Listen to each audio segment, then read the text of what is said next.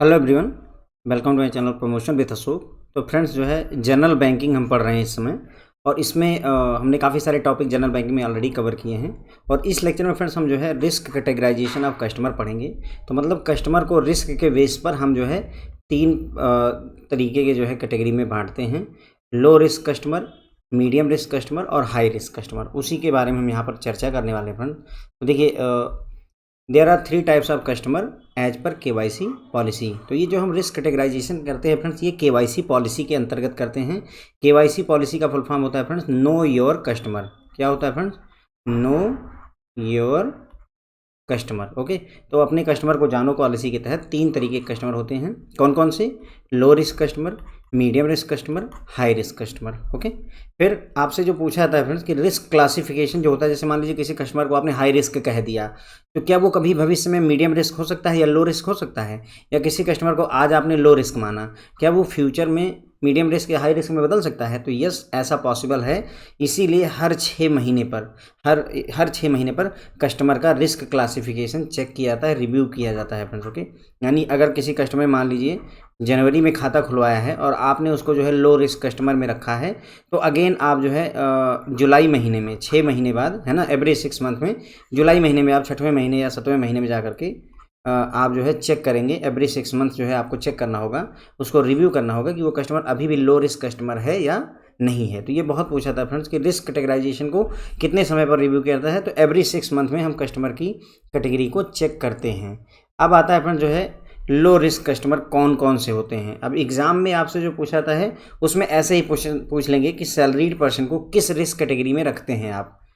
Question ऐसे पूछते हैं, सैलरीड पर्सन लो रिस्क में आएगा, मीडियम रिस्क में आएगा, हाई रिस्क में आएगा। ओके, या फिर आपसे पूछ लेंगे कि जो है BSBD अकाउंट होल्डर जो होते हैं वो लो रिस्क कस्टमर होते हैं, हाई रिस्क कस्टमर होते हैं। तो इस तरीके के क्वेश्चन बनते हैं फ्रेंड्स। ओके, तो लो रिस्क कस्टमर में आपके स्मॉल अकाउंट होल्डर्स, BSBDA, है ना, basic saving bank deposit account holder, salary वाले लोग, पब्लिक सेक्टर अंडरटेकिंग में PSUs वगैरह में काम करने वाले, गवर्नमेंट डिपार्टमेंट में काम करने वाले, पेंशनर जो होते हैं, सेबी, नाबार्ड, IRDA, RBI वगैरह जो रेगुलेटर्स हैं, ये सब लोग किस में आते हैं फ्रेंड? जो है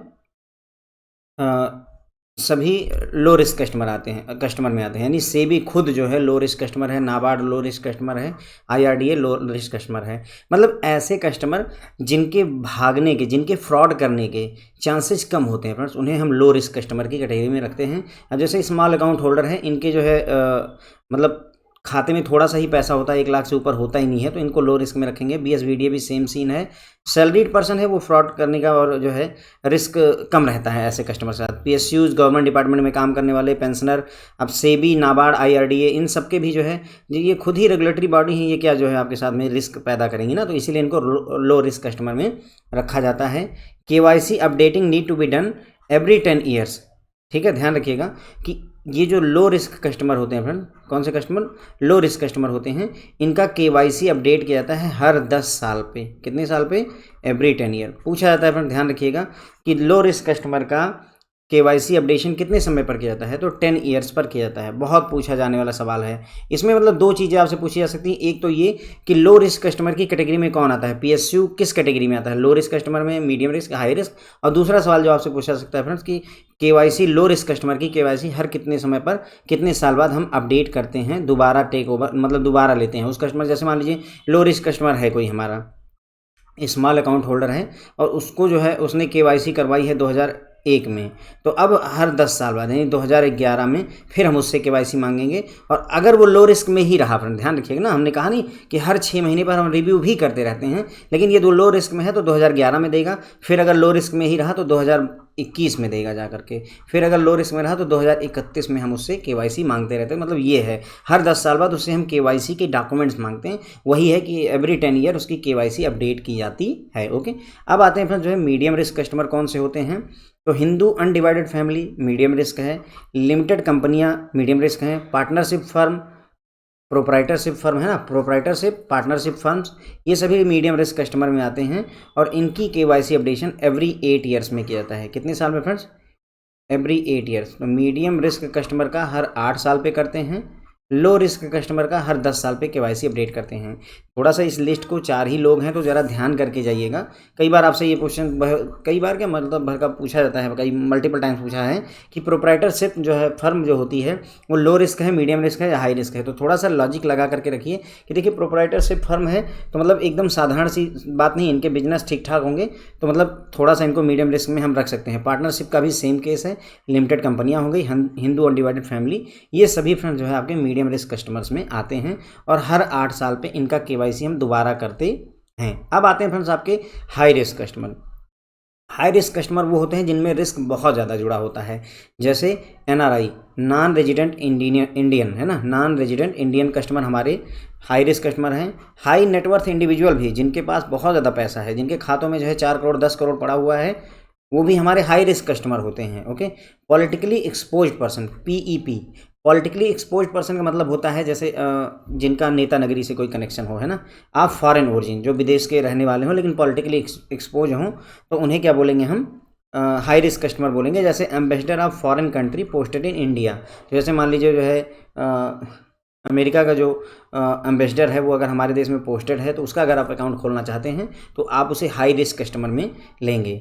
जो ट्रस्ट होती हैं, जो चैरिटीज़ होती हैं, जो एनजीओ होते हैं या ऑर्गेनाइजेशन जिन्हें डोनेशन मिलता है, ये सभी हाई रिस्क कस्टमर की कैटेगरी में आते हैं। भले ही आप देखिए ट्रस्ट होता है या एनजीओ, नॉन गवर्नमेंट ऑर्गेनाइजेशन, ये सब लोगों का भला करने के लिए बनाई जाती है ना, लेकिन फिर भी ये हाई रिस्क कस्टमर में आते हैं क्योंकि इनको पैसे डोनेशन के तौर पर कहीं ना कहीं से पैसे मिलते रहते हैं। चैरिटी का मतलब ही होता है पैसे मिलना, ट्रस्ट भी उसी काम में लगी होती है, तो इनको पैसे कहीं से मिलते हैं, तो इसलिए ये थोड़ा सा रिस्की कैटेगरी में आ जाते हैं कि पता नहीं पैसे कहाँ से मिल रहे हैं, है ना। तो उसके बाद में आगे है partnership firm with sleeping partner. ध्यान दीजिएगा कि अगर केवल पार्टनरशिप फर्म है तो वो मीडियम रिस्क में आती है, लेकिन अगर पार्टनरशिप फर्म है जिसमें कि स्लीपिंग पार्टनर है, स्लीपिंग पार्टनर का मतलब ऐसा होता है कि देखिए पार्टनरशिप में मान लीजिए जो है कुल 5 लोग हैं, 5 लोग में से 4 लोग एक्टिव हैं और 1 लोग स्लीपिंग पार्टनर है। मतलब वो कुछ नहीं करता है, उसका काम बस केवल ये है कि वो पार्टनर है और अपना जो भी प्रॉफिट है वो ले लेता है बस। तो उसे ऐसे मतलब जो इनएक्टिव रहे एक तरीके से उसे स्लीपिंग पार्टनर बोल देते हैं फ्रेंड्स। ओके, अगर मान लो 5 लोग हैं और 5 के 5 लोग एक्टिवली वर्क कर रहे हैं तो उसे जो है पार्टनरशिप फर्म कहेंगे, इसमें कोई स्लीपिंग पार्टनर नहीं है। ओके, तो अगर पार्टनरशिप फर्म स्लीपिंग पार्टनर के साथ आती है तो उसे हाई रिस्क कैटेगरी में रखा जाता है। ज्वेलर्स आपके हो गए, पेट्रोल पंप के ओनर हो गए, ये सब फ्रेंड जो है आपके हाई रिस्क कैटेगरी में आएंगे। Non face to face customer भी आपका हाई रिस्क कैटेगरी में आता है। जैसे अभी आजकल क्या है, वीडियो केवाईसी का कॉन्सेप्ट चला हुआ है ना, वीडियो केवाईसी की जा रही है, नो योर कस्टमर। अब कई बार क्या है कि वीडियो केवाईसी करते समय केवाईसी फेल हो रही है, तो अगर वीडियो केवाईसी फेल हो जाती है फ्रेंड तो वैसे कस्टमर को भी आप हाई रिस्क में रखेंगे जब तक कि वो फेस टू फेस आपसे मिल ना जाए, आकर के आपकी ब्रांच में आपसे मिले नहीं। तो non face to face customer हमारे लिए हाई रिस्क कस्टमर में आते हैं। Companies having close family share holding, तो ऐसी कंपनियां जिनमें फैमिली की शेयर होल्डिंग ज़्यादा है उन्हें, उन कंपनी को भी हाई रिस्क कंपनी में रखा जाता है ना। उसके बाद में इनकी केवाईसी कितने समय पर अपडेट करते हैं फ्रेंड्स, हर 2 साल पर हम अपडेट करते हैं, एवरी 2 ईयर। ठीक है, तो हमने ये देखा कि लो रिस्क कस्टमर का आप जो है अपडेशन करते हैं केवाईसी का हर 10 साल में, मीडियम रिस्क का आप हर 8 साल में करते हैं और लो रिस्क का फ्रेंड्स हम हर 2 साल में करते हैं। ये जरूर ध्यान करके जाएगा फ्रेंड्स, बहुत बार क्वेश्चन पूछेंगे मल्टीपल टाइम, मतलब कभी ये पुराने नहीं होते क्वेश्चन, ऐसे क्वेश्चन है फ्रेंड्स। ओके, तो इस पूरे लेक्चर में फ्रेंड्स आपको ये एक तो ये जो टेबल मैंने आपको बताई, ठीक है, एक ये ध्यान रखिए। दूसरा केवाईसी को रिव्यू किया जाता है हर 6 मंथ में, ये बात याद रखिए। ये एक ये टेबल हो गई, दूसरा हर 6 मंथ में हम केवाईसी रिव्यू करते हैं, और तीसरा जो मैंने आपको लिस्ट दी है फ्रेंड्स कि कौन किस कैटेगरी में आता है। जैसे अब आपसे मैं पूछूं कि जो है जैसे मैं आपसे पूछूं एनजीओ किस कैटेगरी में आता है, तो NGO friends high risk category में आएगा। मैं आपसे पूछता हूं कि सैलरीड पर्सन है किस कैटेगरी में आएगा, तो लो रिस्क कैटेगरी में आएगा, है ना। या मैं आपसे पूछता हूं पार्टनरशिप फर्म किस में आएगी, तो ये मीडियम रिस्क में आएगी। पार्टनरशिप फर्म है लेकिन स्लीपिंग पार्टनर के साथ है, किस में आएगी, हाई रिस्क में आएगी। ज्वेलर्स हैं, ये किस कैटेगरी में आएंगे, ज्वेलर्स आपके हाई रिस्क कैटेगरी में आएंगे। या फिर जो है आपसे पूछा जाए एनआरआई किस कैटेगरी में आते हैं, तो एनआरआई हमारे हाई रिस्क कैटेगरी में आते हैं। हाई नेटवर्थ इंडिविजुअल HNI है ना, हाई नेटवर्थ इंडिविजुअल जो होते हैं ये किस कैटेगरी में आते हैं, हाई रिस्क कैटेगरी में आते हैं। मतलब इस तरीके के सवाल आपसे पूछे जा सकते हैं फ्रेंड्स। ओके, तो आई होप आपको समझ में आया होगा। इसी के साथ हमारा लेक्चर खत्म होता है। Thank you so much friends.